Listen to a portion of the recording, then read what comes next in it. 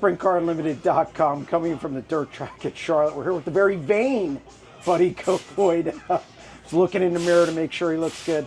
Buddy, his car about, I'd say lap 10, 12, took off. You started ripping past cars and come away with a second place finish. Car was really good tonight at a place that you're not normally being great at in the past. Yeah, and I think qualified really good for both nights yesterday, which kind of to me was the stressful part of the weekend out of the way, more or less. But and I know here specifically is, you know, a good place to where you want to start up front because of how it can get, whether they do track prep or not. You know, and they did today, and I thought it was kind of gonna kill it, to be honest. But then it, you know, moved up off the bottom probably about a little bit before halfway, and I'm like, all right, well, we'll have something good to race here. And you know, it's funny is I felt night and day different from Dash to the Future as far as just kind of not great in dirty air, which has kind of been a first for us this year. And honestly, a little tight. And then Dylan went to work, and you know, my car was phenomenal, even with the changes he made, even before we knew we were going to have track prep, and it was still really good. So yeah, just I think starting on the outside in 8th, you know, helps you get a car, and then I was able to get, actually I think I just got one car on the start, which was kind of beneficial, and then moved up to the top, and then got to 6th, and then had the yellow short after, and then that put me on the top again, and I was able to just get a really good start and just kind of sweep around and pick up momentum before I got to the flag stand, and I think got to 5th before the flag stand, then was under 3rd. It was Ryan, Timms, and Peck. Yeah. You made a really bold move into 1 and 2. I just had so much momentum, and you know, was under them like about mid straightaway already on the restart, and you know, I figured I had so much momentum it would be a shame to not take advantage of that run I had, and it would have been worse if I didn't take advantage of it, and some worse probably could have happened, but I was able to squeak in there and get to 3rd, and you know, I think at that point I knew that the top was the place to be, and the bottom kind of gave out,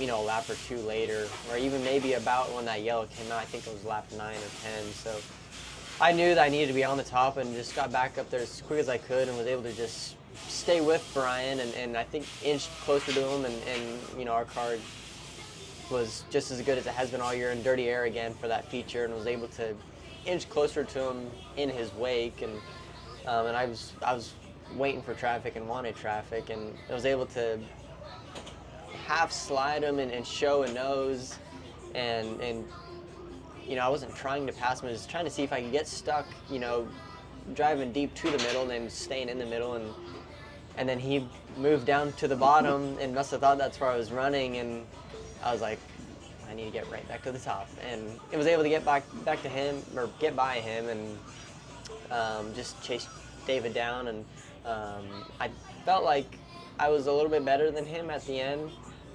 Just my problem was with traffic, and then with him, you know, running middle, bottom, top. There was a stint where I couldn't see the wall, so I feel like I was losing momentum just because I didn't know where I was at. And then I think with 2 or 3 to go, everyone where we were running was middle down, and I'm like, oh, well, there's the wall. But it was kind of too late. But no, I felt like we had a really good car to win, and you know, like you said, the place that I kind of struggled at, I haven't been here much, but like I always say, it's all Dylan.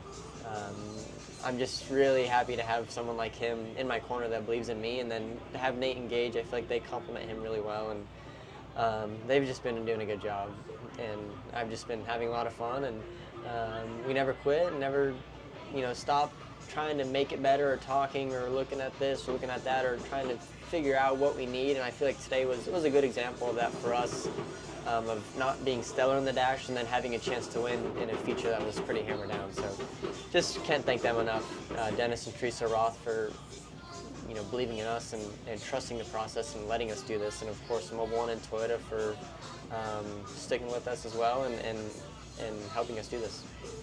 This has been an incredible rookie year. I think looking at it, might be the best rookie year ever for anybody with the World of Outlaws, except maybe Steve Kinzer in 1978, which we don't count that. But Have you been able, in this downtime, a little bit to reflect on that, and how important was it to come in here at a track you've struggled at maybe in the past and kind of finish this thing off strong?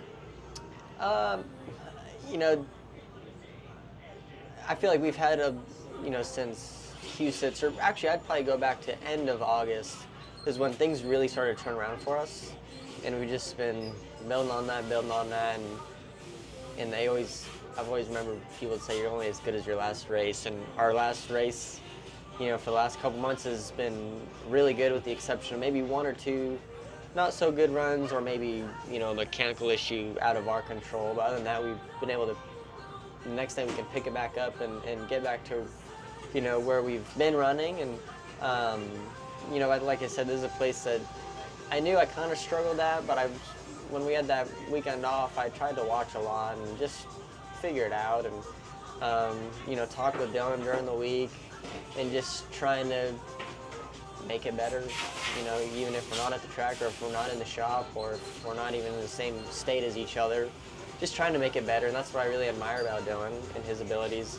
But yeah, going back to what I was saying, this is a place I know that I struggle at, but I think to qualify good, which to me was the most stressful part, to get past that yesterday kind of gave me a sigh of relief a little bit, because I know our car races good, and that we can have a chance to contend if the car's been how it's been, and if I can keep doing my job and do a justice of how good the car is. I think there's no reason why we can't at least be up there contending for a win, and I think that was the case today, and kind of exceeded my expectations, honestly. But again, that's just how good Dylan is.